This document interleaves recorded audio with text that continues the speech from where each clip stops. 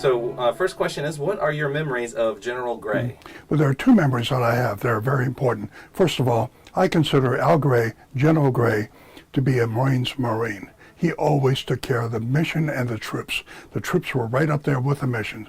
When he went to the field, he visited the troops, PFCs, Lance Corporals, as well as his staff as well. So I like that about him because he was always for the troops. The other thing I remember is when I was on his staff at Headquarters of Marine Corps, I came in one time on a Saturday to do catch-up work because I was an AO and I had a lot of missions to do. So a lot of times on Saturday I had to do catch-up. So on my way out of Navy Annex, when Headquarters Marine Corps was at the Navy Annex one time, I was looking at a bulletin board right there at the entrance exit, and I saw out of the corner of my eye General Gray coming down the hallway with a dog. And I said, wow, that's the Commandant of the Marine Corps that I absolutely totally respect. And he said, Skipper, what are you doing here? It's supposed to be at home. I said, snapped to attention. I said, sir, I'm doing the Commandant's work. And I think General Gray liked that. Got the pat on the back, and I said, I'm here to serve, and as well as you. And I just really loved the way he led the Marine Corps. He was a warrior. He is a warrior, and a Marine's Marine.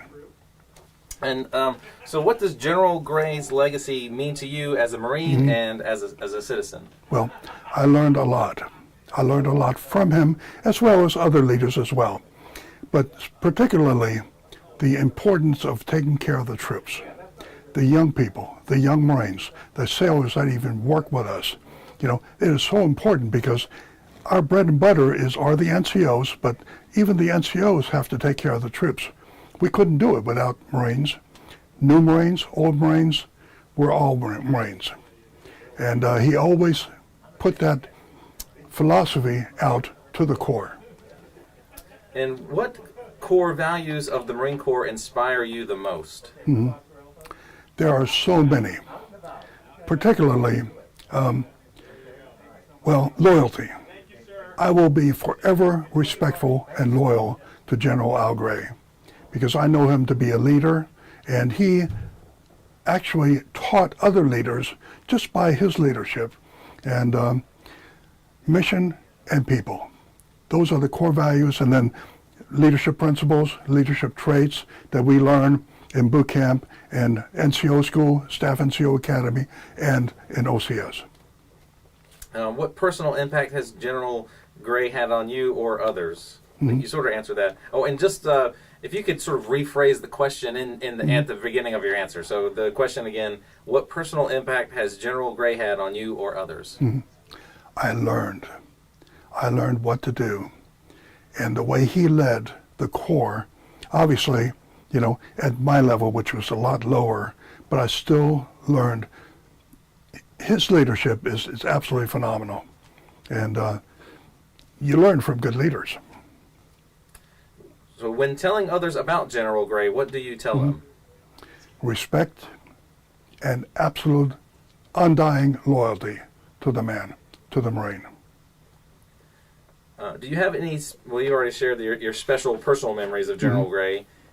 So how is Jacksonville and Onslow County as the home of the Marines? I think we have a large veteran community. Most of us are Marines, but we also have Navy that worked with us. We have some Army, we have some Air Force, we have some Coast Guard. And for the defense of our country, we're all important. But I think Jacksonville has a large veteran community, as I stated, and after Beirut, it became one. Our civilian community, they support us, and we support our civilian community. So even when I was on active duty, if the police department needed some equipment for hurricanes, we provided it to them. We got it back, but it's about teamwork. What leadership skills did General Gray exemplify that have inspired you or others? Well, I don't want to sound too redundant, but taking care of the mission and taking care of the Marines right there. And it's so important to keep both in mind.